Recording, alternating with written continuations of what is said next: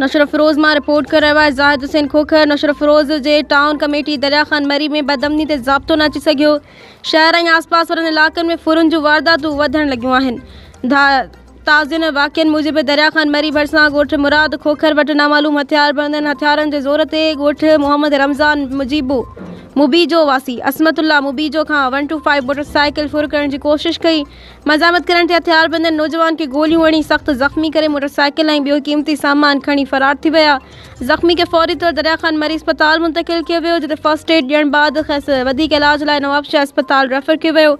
ॿिए पासे चानारी शाख वटि पिणु नामालूम हथियारबंदनि हथियारनि जे ज़ोर ते नसरुल्ला भुट्टो खां 1,65,000 रुपया रोक रक़म मोबाइल फ़ोन ऐं ॿियो क़ीमती सामान फुर करे फ़रार थी विया।